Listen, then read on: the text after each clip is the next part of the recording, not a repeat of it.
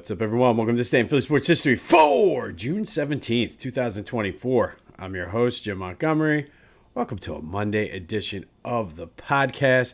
Hope everyone out there had a great Father's Day. We spent the day at the pool after I had to run some errands in the morning. But seeing the kids play, having fun, just hanging out was well worth it. So I hope you enjoyed as well.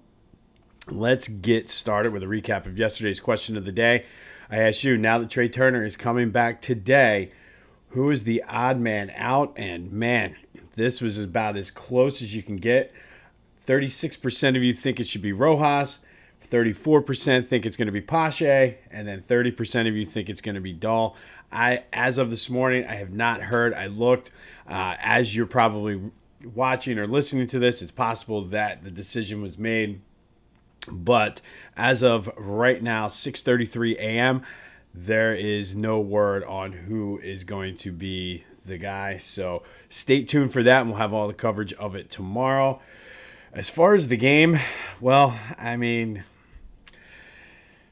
the Orioles are a good team. And Zach Wheeler was missing some pitches early. I think I read in one of his interviews, he said he was throwing too many fastballs early and it really impacted him. The umpires certainly did not do him any justice yesterday or help the situation out. But again, I don't like to put the blame on the umpires because truthfully, the Phillies hit 2 for 14 with runners in scoring position. You got to get the guys in when you have the chance. They went 2-4 on this little road trip after London. Not great. But again, two tough teams, and they hadn't been home for a couple weeks now, so they're able to be back home now. So I'm looking for a different team, especially with Trey Turner, who probably is going to be chomping at the bit. I hope he's not too aggressive when he comes out today. But they start the 3-game series tonight against the Padres. Christopher Sanchez takes the mound, and you're home. You're sleeping in your own bed. Hopefully that's going to change. Luckily for the Phils, the Braves have not been able to capitalize on it, and the Phillies still have the 8-game cushion, which having that big lead now, that allows, because there's going to be ebbs and flows. We might be in one of those ebbs right now where we can kind of not panic because the Phillies start losing because we have that big lead. But they will be back on the field tonight against the Padres at home. Hopefully a good night's sleep, some home cooking will do the team wonders. Philly Goat. What can I tell you about Philly Goat that I haven't already? I mean, they have a shirt for every occasion, every team, but the shoes. I got to tell you, the shoes, we're getting close to the official start of summer. These canvas loafers are perfect for the beach, just wearing around. You don't want to feel like wearing heavy sneakers. You're not a flip-flop guy. Get the canvas loafers from Philly Goat. They have all kinds of designs and styles. Check them out. That's the Back to the Future voice and text line. Use the promo code Jim Montgomery for 10% off of your order. That's phillygoat.com. Use the promo code Jim Montgomery for 10% off of your order. I've been telling you about the nickname tournament coming a week from today, June 24th. The Ultimate Philly Sports Nickname Tournament kicks off. 2 matches per day. 64 nicknames. You guys decide what is the best nickname in Philly sports history. This Friday, the Selection Friday show will come out where I release the brackets, give you the breakdown, and then allow you the entire weekend to rip me for my picks on my nickname. So stay tuned for that coming Friday. Best way to get notified, because it will release midnight on Friday, is to subscribe to the YouTube channel, Jimbo_Mont. Follow me on social media, Jimbo_Mont at Twitter and TikTok. On Instagram, at Philly Jimbo. I'm on Facebook. I'm on LinkedIn. All of the stuff podcast related gets sent to all of the social media as well. So that is the best way to stay in the loop. But this Friday is the Selection Friday show. And then the tournament itself kicks off on Monday with 2 matchups. The schedule and TV times are still to be determined, so stay tuned for that. But other than that, other than the Phillies, I should say, it was a very, very quiet weekend in Philly sports. Not really any Eagles news. Not really any Sixers news other than the flirtation between Joe and Paul George. And I think it was David Murphy in the Inquirer sort of is starting to come over to kind of where I am, and where it's like, maybe Paul George wouldn't be the worst thing. It makes sense, and I don't know. And I think because of sort of his age and whatnot, I think that's what's scaring a lot of people. But I don't know if it's, as people are starting to come around to him, I'm seeing more and more, and I don't know if it's the fact that we're just beaten down by it and we're just like, okay, it's going to happen, might as well accept it, or whether there's some merit to it. But that hopefully should be, all of that should be ramping up as soon as the Celtics, unfortunately, take care of business against the Mavs. Likely, I think that game is tonight. So likely tonight they ended up in Boston, and then we can really dive into the offseason for the Sixers. There is no Mishkov update, but I did find the article that I was saying where there was a timeline, and it wasn't necessarily it needs to be by this date, but the chairman of his team in the KHL said by the end of June he expects a decision one way or the other, which coincidentally coincides with the NHL draft. So this all should be wrapping up at the end of the month. We're getting there. We've been patient, just trying to figure out what's going on. All right, we're going to go back to the Sixers, though. And again, this is probably the most pivotal offseason in the Sixers, at least recent memory. But we're going to go back a couple years, almost 30 at this point, or almost 40 at this point, and talk about one of the worst days in Sixers franchise history. And again, things are kind of bad now. You see what goes on with Joe and the team not getting out of the second round, and everybody's like, oh, Joe's injury prone, Joe's this. There was a point in time where the Sixers were on top of the world, and then it all came crashing down. So we're going to go back to 1986 today, and 3 years after being the champions, 2 years from being in the Eastern Conference Finals, which coincidentally is the Sixers' last trip to the Eastern Conference Final, and 1 year after being the number 3 seed in the East, the Sixers made not one, but two of the worst trades in franchise history right before the NBA draft. An NBA draft, by the way, where they had the number 1 pick, and then they did the unthinkable. But before we get into that, let's do a little bit of the backstory. Back in 1979, the Sixers traded Joe Jellybean Bryant. Yes, that is Kobe's dad.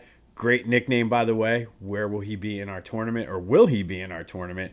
But they traded Jellybean to the Clippers for what ended up being the number 1 pick in the 1986 draft. That was when the Sixers were battling the Celtics to get to the Eastern Conference Final every year. So stockpiling picks for the future was a great idea. But fast forward to the 85-86 season, the Sixers were aging, but they still had some solid core pieces in place. Barkley was there. You had Moses, who was still playing at a decent level. You had Dr. J, who, despite the fact that he was going to retire in the 86-87 season, was still able to contribute somewhat. You also had Mo Cheeks on that team. They were still holding out hope that Andrew Toney's foot was going to get, or both feet, I guess, were going to get better. So the pieces were there. So with the number 1 pick, you were looking good. And it was a 2-player draft. Len Bias, who was a small forward out of Maryland, Brad Daugherty, center out of UNC. They were far and away the top 2 players. And the Sixers Celtics, believe it or not, had the top 2 picks in that draft. The Sixers were not interested in Bias at all. There was a lot of questions about drug use and things like that in his past. And unfortunately, he ended up, after he got drafted, ended up dying of, I think it was I don't know if it was an overdose or a bad reaction to taking coke at a party to celebrate, believe it or not, that he got drafted. And they were not super high on Brad Daugherty. Not sure why, but so Moses, the year before, had missed a lot of the second half of the season and the playoffs with a fractured orbital bone.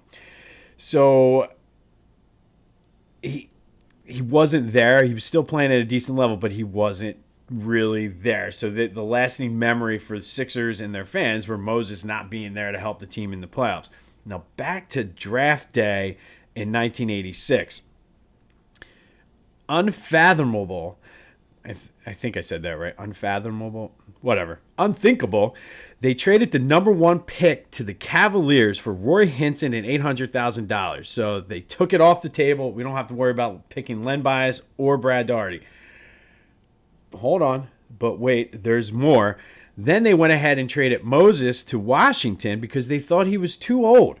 They traded him with Terry Catledge, and they had the number 21 pick in the draft and a 1988 second rounder for Jeff Ruland and Cliff Robinson. And I've talked about this on this podcast before. Cliff, not Clifford. More on that in a minute. So needless to say, Charles, Moses, Dr. J, they were all pissed. Mo Cheeks was pissed. Moses was pissed because Sam Katz didn't even call him, the owner of the Sixers, to tell him that he was trading. He had one of his assistants do it. But all of this became official on June 17th, 1986, one of the darkest days in Sixers history. Not only did they trade Moses Malone for Jeff Ruland, they traded the number 1 pick for Roy Hinson and $800,000 cash. It just was bad. So Roy Hinson was traded from the Sixers a year and a half later. Jeff Ruland got hurt within 5 games of the next season and retired. Cliff Robinson was okay, but he wasn't Clifford Robinson. Again, we had the wrong Cliff Robinson. Moses, to his credit, did play 9 more seasons and made 3 more All-Star games. Daugherty only became a 5-time All-Star, and all I can think about is what could have been. And man, you have Moses, who's able to sort of mentor Brad Daugherty, and Brad Daugherty ended up with back problems from being, I guess, overused by the Cavs. But you have Brad Daugherty and Charles Barkley and the NBA was different back then. Like having big guys like that would have worked. You have Daugherty as your center and Barkley as your power forward with Mo Cheeks, who still has some things in the tank. Man, and they could have just filled in the pieces around him. I mean, you're a good team. You don't often get the number 1 pick, but it all just fell apart on this day in 1986 for the Sixers, and ultimately led to Charles Barkley being unhappy, forcing his way out a couple years later, and put the Sixers in a tailspin until Allen Iverson. So on this day in 1986, the Sixers traded Moses Malone and the number 1 pick essentially for Jeff Ruland, Roy Hinson, and Cliff Robinson. And we all know how the rest of the 80s and 90s played out for the Sixers. But that does lead to today's question of the day. I mentioned 3 guys in here that are three pieces that the Sixers traded within like a 5-6 year period that really set the team back. Which one of these trades was the worst for the Sixers? Was it trading Moses Malone? Was it trading the number 1 pick? Or was it a few years later when they traded Charles Barkley? If you remember, they traded Barkley to the Suns for Tim Perry, Jeff Hornacek, and Andrew Lang.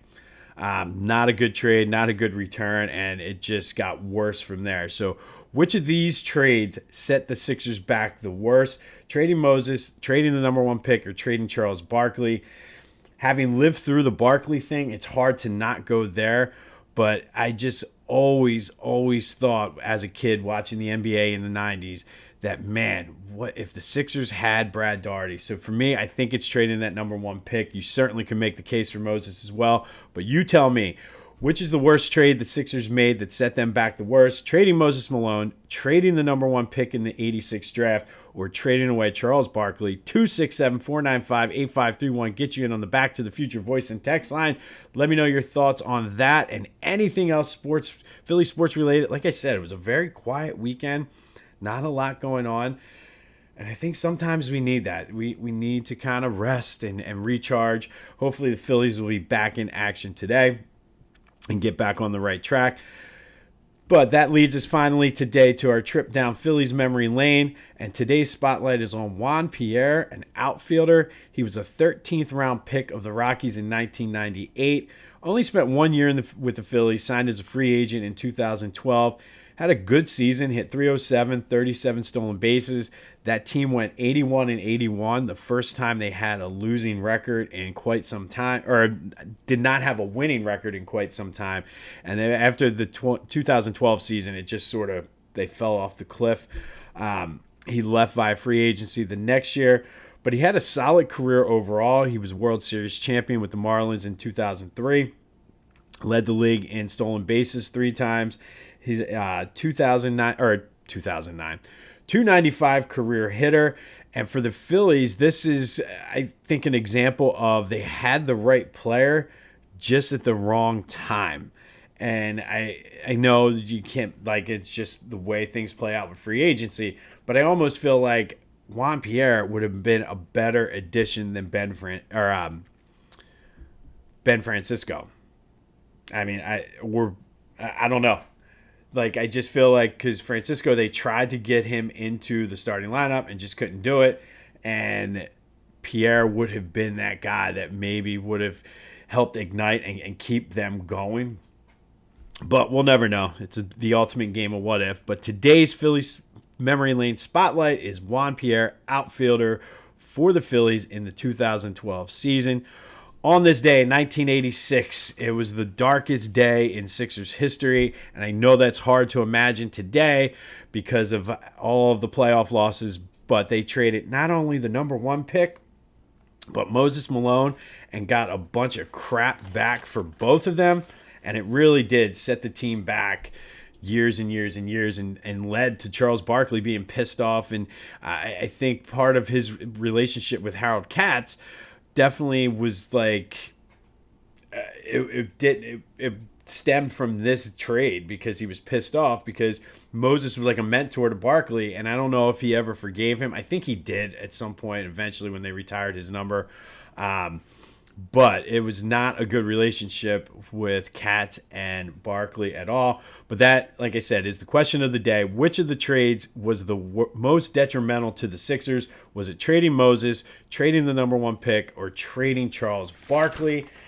I don't know. Maybe some of the old heads out there will go back to when they traded Wilt, but I mean, you can certainly make the argument there. But let me know. 267-495-8531. Get you into the Back to the Future text line, voice and text line. Welcome back, Trey Turner. Looking forward to seeing him in the lineup tonight and what the corresponding move is going to be. Maybe we'll see somebody with a mysterious injury so they don't have to make the decision and kind of kick the can down the road. But we shall see. Christopher Sanchez on the mound, looking to have a better start than he did up in Boston. So I'm hopeful that he bounces back now that he's on his normal rest. All the guys were complaining about that too. So hopefully you're back home, a little home cooking, sleeping in your own bed, and that will get the job done. It's going to be starting to get hot, which is good. It's summertime, but I'm going out playing golf today, so it should be, hopefully it's not too hot, but it's for a good cause, charity outing, so looking forward to that. But go enjoy your Monday. This has been This Day in Philly Sports History for June 17th, 2024. I'm Jim Montgomery, and until next time, I'll see you when I see you.